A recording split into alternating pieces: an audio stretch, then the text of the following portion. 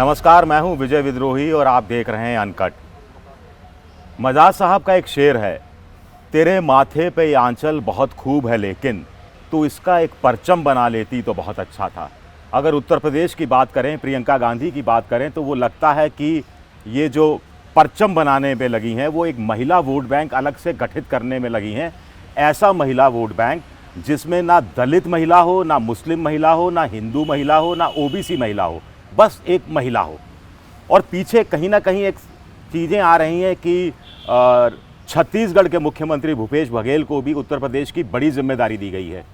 तो क्या उत्तर प्रदेश के कांग्रेस के घोषणा पत्र में कोई छाया दिखती है छत्तीसगढ़ की?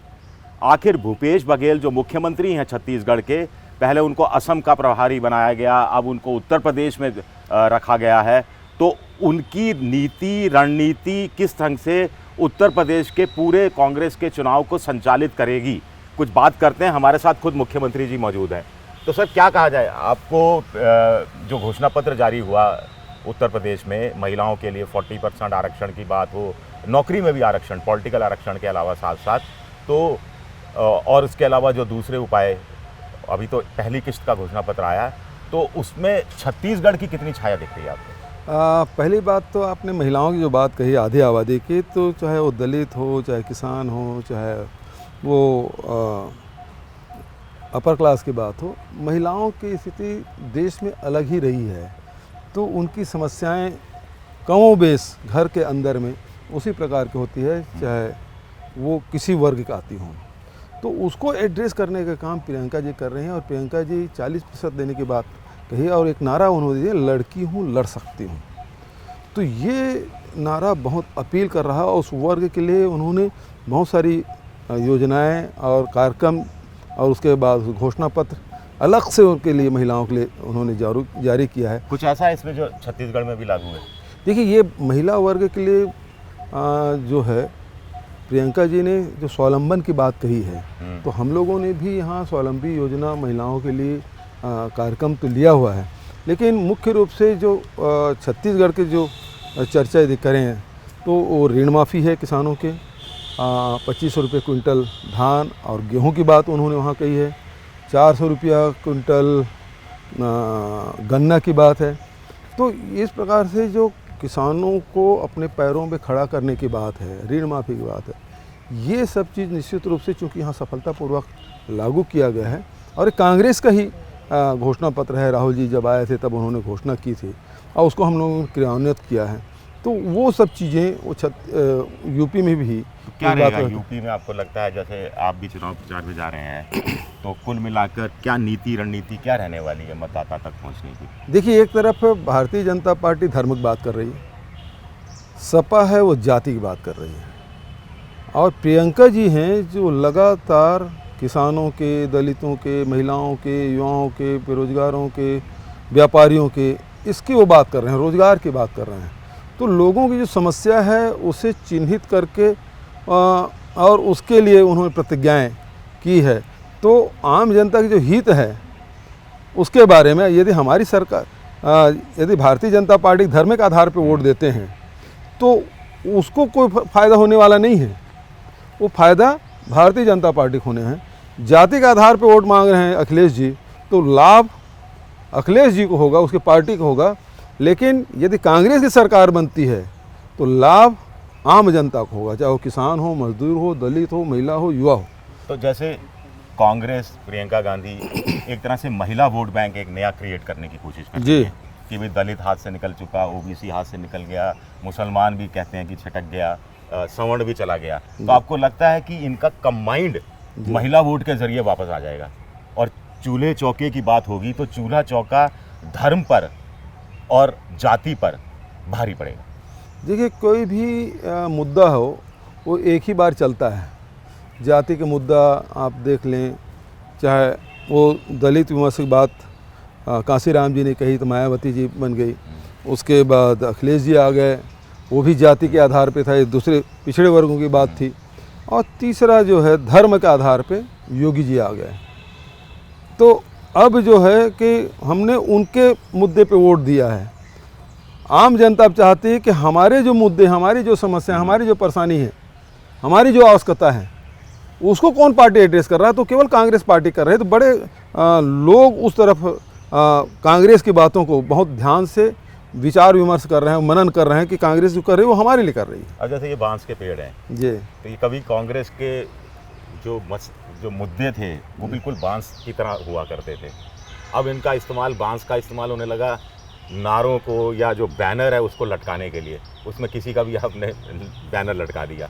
तो आपको लगता है कि कांग्रेस को वापस जैसे जड़ें इसी तरह से पकड़नी है जैसे बांस ने पकड़ी है, और प्रियंका गांधी उत्तर प्रदेश में ये काम कर रही हैं? बिल्कुल। जो हम जड़ से कट गए थे, जो वर्ग हमारे साथ थे वो छूट गए, और उसको फिर से वापस समेटने का काम निश्चित रूप से प्रियंका जी कर रही हैं। आपको लगता है कि ये 2022 विधानसभा नज़र में है या 2024 का लोकसभा चुनाव? देखिए, प्रजातंत्र में चुनाव होते रहते हैं, और हम 2022 का भी तैयारी कर रहे हैं, 2024 का भी कर रहे हैं, और उसके बाद 2027 का भी कर रहे हैं। तो लगातार हम लोग यदि चुनाव के समय सक्रिय हों तो सफलता संदिग्ध हो जाती है। लेकिन लगातार आप काम करेंगे, जनता के बीच में रहेंगे, तो उनके मुद्दे को समझते रहेंगे, उसे सोच क्या रहे हैं उसको एनालिसिस करते रहेंगे, तो निश्चित रूप से आपको सफलता मिलेगी। अगर आप दायां हाथ हो गए हैं प्रियंका गांधी? प्रियंका जी मुझे ऑब्जर्वर नियुक्त किया, उनके साथ काम करने का राष्ट्रीय अध्यक्ष सोनिया गांधी जी ने मुझे ऑब्जर्वर बनाया है, और प्रियंका जी के साथ काम करने का अवसर मिला है। ये तो मेरे लिए अच्छा अनुभव है कि उनके साथ रह के काम करना। आपको लगता है कि प्रियंका गांधी को थोड़ा और, जैसे कि कुछ लोग कह रहे हैं कि मुख्यमंत्री के रूप में उनको घोषित करना चाहिए, आपको लगता है कि उससे कुछ फ़ायदा होगा? देखिए, नेतृत्व तो उन्हीं का है। अभी जो लड़ाई लड़ रही, जो चेहरा हमारा, वो प्रियंका जी है। हम उनके साथ ही हम आगे बढ़ रहे हैं। लेकिन मुख्यमंत्री की चेहरा होगा नहीं होगा वो हाईकमान तय करेंगे, और समय आने पर वो निर्णय होंगे, मुझे विश्वास है। या आपको लगता है कि वो स्ट्रेटेजी ज़्यादा बेहतर होती है? अब ये तो पार्टी तय करेगी कि किस समय इसको घोषित करना है, नहीं करना है, क्योंकि समाजवादी पार्टी से अगर एक समझौता हो जाता?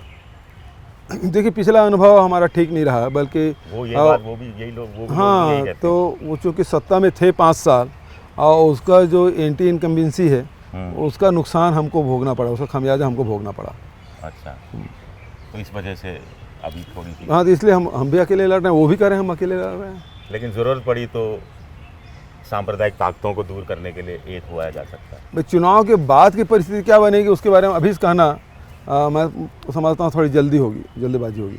कुल मिलाकर आपको क्या लगता है कि उत्तर प्रदेश में कम से कम प्रियंका गांधी के आने के बाद कांग्रेस इस रूप में सक्रिय हुए कि जो पुराने कार्यकर्ता थे उन्होंने घर के जो ट्रंक में पुराना कुर्ता था वो निकालना शुरू किया, उसको प्रेस करना शुरू किया, सेवा दल की टोपी लगानी शुरू की, मंच पर आना शुरू किया, रैलियों में आना शुरू किया? ये आपको लगता है कि ग्राउंड लेवल पर काम हुआ है? प्रियंका जी ने आके सबसे पहले पीसीसी को फिर से उसको पुनर्गठन उन्होंने किया, जिला अध्यक्ष हैं उसको उन्होंने बदले, और उसके साथ साथ ब्लॉक में, न्याय पंचायत स्तर पे, बूथ लेवल पे, तो पूरा ढांचागत काम प्रियंका जी के नेतृत्व में हुआ है। ट्रेनिंग का प्रोग्राम लगातार वहाँ चल रहा है, तो करीब 1 लाख से अधिक कार्यकर्ता हमारे ट्रेनिंग ले चुके हैं।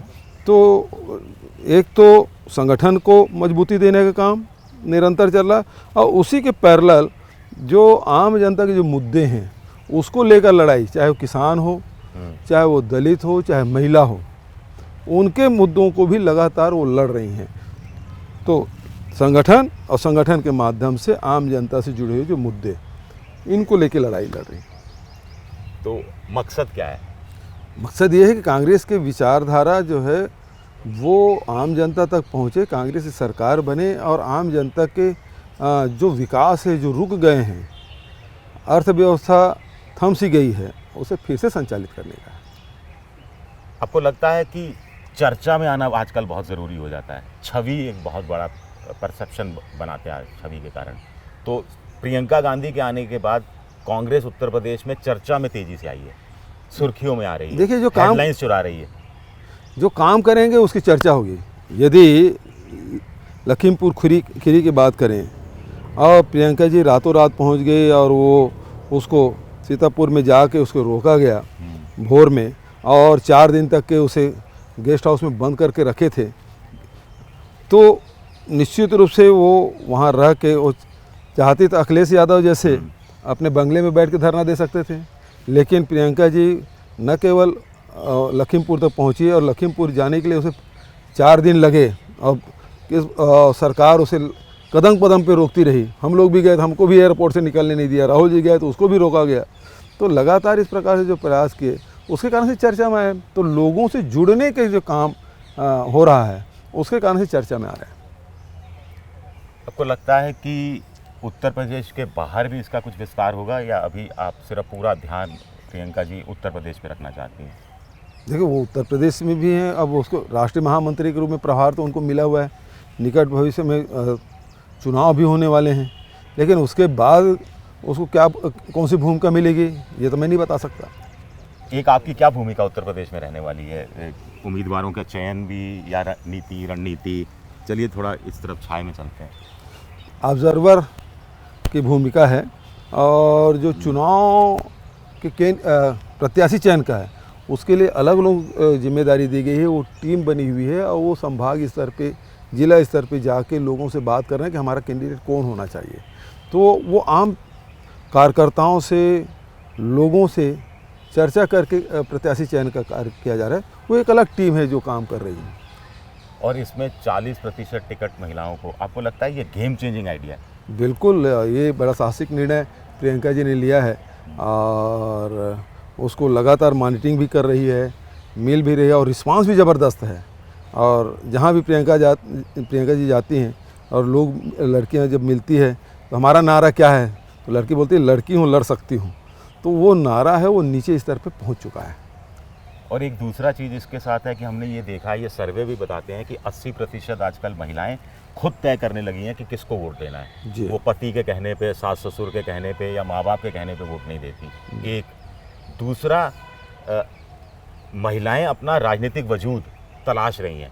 आपको लगता है कि वो प्रियंका गांधी के नेतृत्व में, और आपके जो रणनीतिकार हैं आप एक तरह से, उनकी मदद से आप ये उन महिलाओं को आप कांग्रेस की तरफ ला सकते हैं? देखिए, जब आरक्षण 30% पंचायती राज में मिला था तब महिलाएं कम मिलती थी, लोग बोलते थे नहीं मिलेंगे। लेकिन धीरे धीरे एक वर्ग तैयार हो गया है नगरीय निकाय चुनाव में, पंचायती राज चुनाव में, पूरे देश में जो 50% देते हैं। हाँ, अब वो जो नेतृत्व है वो आगे बढ़ के विधानसभा, लोकसभा में भी आना चाहते हैं। तो वो फील्ड तो तैयार है, लोगों की मानसिकता भी तैयार है, महिलाओं के दिमाग में है कि हम भी नेतृत्व कर सकते हैं। जब पंचायत में बैठ सकते हैं, जनपद में बैठ सकते हैं, जिला पंचायत में बैठ सकते हैं, तो विधानसभा में क्यों नहीं बैठ सकते? और वो अवसर कांग्रेस दे रही है, तो निश्चित रूप से इसका लाभ तो मिलेगा। एक कोई स्ट्रेटेजी बनी है कि प्रियंका गांधी उत्तर प्रदेश में ज़्यादा सक्रिय रहेंगी, राहुल गांधी दक्षिण में ज़्यादा सक्रिय रहेंगे, ऐसा कुछ है क्या? नहीं, राहुल जी तो हमारे राष्ट्रीय अध्यक्ष रहे हैं, तो पूरे देश में वो सक्रिय हैं। लेकिन प्रियंका जी जब राष्ट्रीय महामंत्री बनी तो उनको उत्तर प्रदेश का एक हिस्सा दिया गया था, एक हिस्सा तो ज्योतिरादित्य को दिया था। ज्योतिरादित्य जी चले गए तो पूरा यूपी के चार्ज है वो बाद में प्रियंका जी को मिला। तो आप कब से चुनाव प्रचार में सक्रिय रूप से, अभी भी हैं सक्रिय, लेकिन पूरी फुल फ्लैश कैसे, कब? जैसे मैं ऑब्जर्वर बना, लखीमपुर की घटना घटी और मैं भी प्रियंका जी के जब एक दिन बाद वहाँ पहुँचा तो मुझे भी एयरपोर्ट में 3 घंटा बिठा के रखे योगी सरकार ने, और तब धरने में बैठा था मैं। तो लगातार उसके बाद से यूपी जाना हो ही रहा है। तो जैसे जैसे कार्यक्रम बनते हैं मैं यूपी पहुंच जाता हूं। और फिर मैं दोबारा उस सवाल पे आऊँगा कि कांग्रेस का जो घोषणा पत्र है उसमें छत्तीसगढ़ की छाया किस रूप में दिखती है? देखिए, छत्तीसगढ़ हमारा सफल मॉडल है। गुजरात मॉडल तो फेल हो चुका, लेकिन छत्तीसगढ़ में जो हम लोगों ने किया कि राजीव गांधी किसान न्याय योजना, समर्थन मूल्य धान खरीदी, गोबर खरीद के भी लोगों की जेब में पैसा डालने का काम, और उससे वर्मी कंपोस्ट बनाना। तो जो ग्राम स्वराज के बाद गांधी जी कहते थे उसको हम लोग क्रियान्वित किए। लघु अनुपज हम लोग खरीदी कर रहे हैं, उसे वैल्यू एडिशन कर रहे हैं। शिक्षा के क्षेत्र में, स्वास्थ्य के क्षेत्र में जो काम कर रहे हैं और रोजगार के क्षेत्र में काम कर रहे हैं। इससे हुआ ये है कि पूरे देश में मंदी का असर रहा, लेकिन छत्तीसगढ़ में मंदी का कोई असर पिछले 3 उत्तर प्रदेश के घोषणा पत्र में भी ये कुछ चीज़ें, ये चीज़ सम्मिलित होगी। उसमें एक और बड़ा सवाल उठता है कि किसान आंदोलन अब खत्म हो गया है। आपको लगता है कि आपको भी अपनी जो रणनीति है उसमें कुछ बदलाव, प्रियंका जी को कुछ रणनीति में बदलाव करना पड़ेगा। देखिए उत्तर प्रदेश 14 महीना आंदोलन चला, लेकिन वो समाप्त नहीं हुआ है, उन्होंने स्थगित की है। क्योंकि एमएसपी में खरीदने की जो बात है, गारंटी देने की बात है, उन्होंने किया नहीं है। और वो देख रहे हैं कि एमएसपी का खरीदी की व्यवस्था कैसे करते हैं, उस गारंटी कैसे देते हैं। हम छत्तीसगढ़ में कर रहे हैं खरीदी, एमएसपी भी खरीद रहे हैं और उसको इनपुट सब्सिडी भी दे रहे हैं, तो यहाँ के किसान खुशहाल हैं। एक एकला चलेरो की नीति क्यों उत्तर प्रदेश में प्रियंका जी अपना रही हैं? सारी जो बीजेपी इतनी बड़ी पार्टी, सपा एक पार्टी, वो सब ने छोटी छोटी पार्टियों के साथ गठबंधन कर लिया। तो इससे साफ लगता है कि संगठन मजबूत करना प्रथम ध्येय है। वोट कितना भी आए, सीटें कितनी भी आए, उसकी चिंता नहीं है। नहीं, संगठन के माध्यम से ही लोगों तक पहुंचा जा सकता है। यदि हमारे राष्ट्रीय नेतृत्व या कोई बात कहे और आम जनता तक ये पहुंचना है, तो संगठन के माध्यम से पहुंचा जा सकता है। तो संगठन मजबूत पहले होना चाहिए और उसके बाद अपने मुद्दे हैं उसको जनता तक पहुंचाएंगे, तो और उसी के माध्यम से हमको वोट मिलेगा। और हमको अपने संगठन जो ढांचा तैयार करें उसमें पूरा विश्वास है कि इसका लाभ जरूर मिलेगा हमको। और जहाँ तक कि ये अब भारतीय जनता पार्टी 300 सीट लेके उत्तर प्रदेश सरकार बनी है, अब उसको छोटे छोटे दलों से गठबंधन कर रहे हैं, तो इसका मतलब लग रहा है कि उनकी स्थिति ठीक नहीं है। दूसरी बात है, सपा भी अब बड़े दलों से नहीं करेंगे, छोटे दलों से कर रहे हैं। उत्तर प्रदेश जाने के बाद पता चला कि बहुत सारे संभाग स्तर पे अलग अलग रीजन में बहुत सारे छोटे छोटे दल बने हुए हैं और वो बड़े प्रभावशाली हैं उन क्षेत्रों में। तो उसे संगठन गठबंधन तो हम लोग भी कर रहे हैं। आप कर रहे हैं, आप गठबंधन। तो आपको लगता है कि जनता से जुड़े मुद्दे उठाकर प्रियंका गांधी और उनके साथ आप जैसे लोग लगे हुए हैं, जो वो धर्म और जाति की राजनीति को तोड़ सकते हैं, या ये मेरी खामख्याली है, आप लोगों की भी और प्रियंका गांधी सबकी खामख्याली है? नहीं, खामख्याली की बात नहीं है, क्योंकि लोगों ने देख लिया कि जाति के आधार पर वोट दे के देख लिया, तब भी उनको कुछ नहीं मिला। धर्म के आधार पर वोट दे के देख लिया, तब भी उनको कुछ नहीं मिला। अब वो अपने मुद्दे पे, अपनी समस्याओं पे, जो बेरोजगारी है, महंगाई है, इस पे वो लोग मतदान कर, किसान को दाम मिलना चाहिए, महिलाओं को सम्मान मिलना चाहिए, ये सब मुद्दों पे वो लड़ाई लड़ना चाहते हैं। और ये काम केवल कांग्रेस पार्टी कर रही है कि उनके मुद्दों को सामने रख के लड़ाई लड़ रही है। तो कुल मिला के हमने मजाज साहब के शेर से बात की शुरुआत की थी, तो मुझे लग रहा है कि समापन भी मजाज साहब का एक शेर है कि बड़ा मुश्किल है इस दुनिया का संवरना। आपको अच्छा लगेगा ये शेर?